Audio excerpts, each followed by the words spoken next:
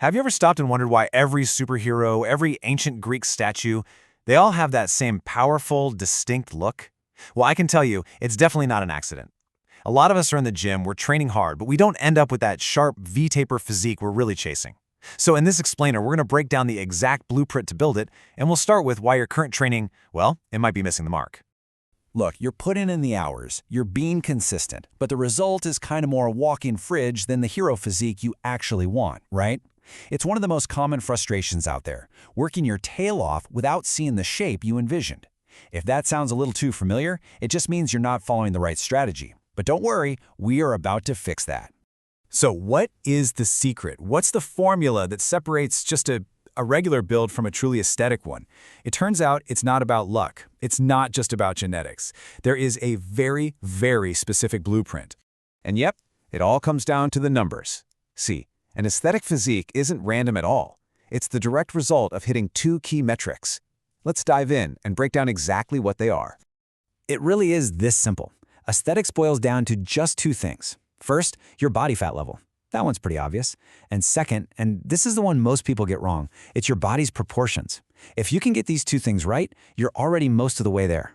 So part one of the formula is getting lean. We're talking about a target range of about 10 to 15% body fat. Now, what's so great about this range is that it's the sweet spot, It's lean enough to show off all your hard work and definition, but it's not so extreme that you look, well, totally shredded and exhausted all the time. And here it is, this second factor, the golden ratio for proportions. You're aiming for a shoulder-to-waist ratio of around 1.6. That just means your shoulders should measure about 1.6 times wider than your waist. And this right here is the key takeaway. It is not about maximum size, it's about maximum shape. This is the number that creates that classic, powerful superhero look.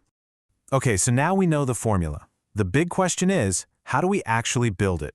Well, if you want to maximize that aesthetic look, some muscles just matter more than others. Let's get into the ones that give you the biggest visual bang for your buck. Building that killer V-taper really comes down to focusing on three foundational pillars. First, we have to build that width with the side delts. Second, we got to sculpt the upper body by really targeting the upper chest. And third, we create a powerful illusion with the lats. All right, let's start with what is arguably the number one muscle for aesthetics, your side delts. I mean, your shoulders have three parts, right? But it's the side delt that does pretty much all of the heavy lifting for creating that V shape. Why? Because it builds that horizontal width, and more width up top automatically makes your waist appear smaller. It directly improves that golden ratio we were just talking about. So, what's the best way to train them? Lateral raises. But the key here, and you got to listen to this, is to forget your ego. Go light, stay completely controlled, and really focus on leading with your elbows, not your hands. I promise, if you do it right, even a light weight is going to feel surprisingly heavy. And hey, for those of you at home, resistance bands work perfectly for this. Okay, next up, the upper chest. A huge mistake so many people make is just focusing on the flat bench press. The problem with that is it can lead to a chest that looks like it's, well, kind of menting downwards. And that is definitely not the powerful aesthetic look we're after. The fix is actually pretty simple. Prioritize incline presses. Just set the bench to a slight angle, somewhere around 30 to 45 degrees.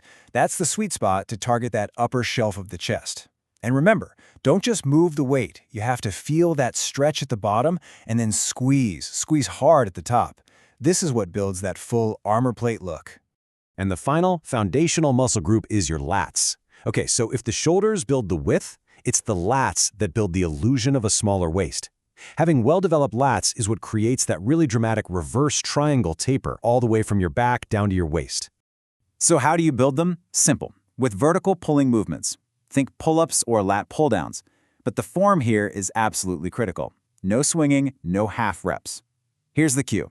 Imagine you're trying to drive your elbows down to touch your hips. That little mental trick is what ensures you're actually hitting your lats and not just using your arms. Now, just because we're focusing on the V-taper, that does not mean you get to skip everything else, especially not legs. They matter for balance and for creating a complete, powerful-looking physique. As the saying goes, you don't want a great upper body just sitting on two breadsticks. All right, with that solid foundation in place, let's move on to the small details that take a physique from just good to great. These are the finishing touches, the things that really complete that aesthetic look. We're going to focus on three key areas here.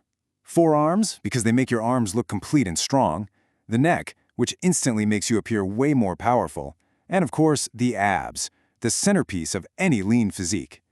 Now, when it comes to abs, most people get it so wrong. Doing 300 crunches a day, that's just cardio on the floor. Your abs are a muscle, and guess what? They grow just like any other muscle, with resistance and progressive overload. So you need to be thinking about weighted exercises and controlled reps. That is how you build thick, visible abs that really pop.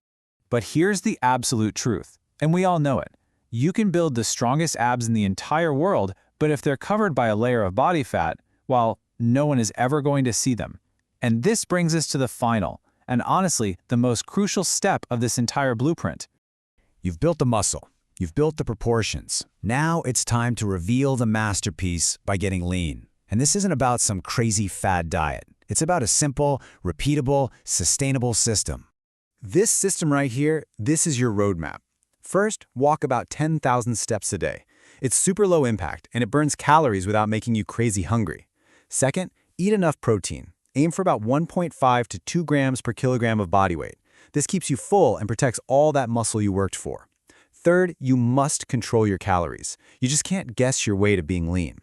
And finally, weigh in every day, but only pay attention to the weekly average. This gives you real data on your progress, not just those random daily ups and downs. And that brings us to maybe the most important principle of all. Stop relying on motivation. Seriously, motivation is fleeting. It disappears faster than your pump after a chest day. What truly gets you results, what gets you to the finish line, is building a reliable system, a set of habits that you follow day in and day out, whether you feel like it or not. So, there you have it. We've laid out the entire blueprint, the formula, the foundational muscles, the little details, and the system for revealing it all. The whole plan is right here, in your hands. So the only question left is, what will you build?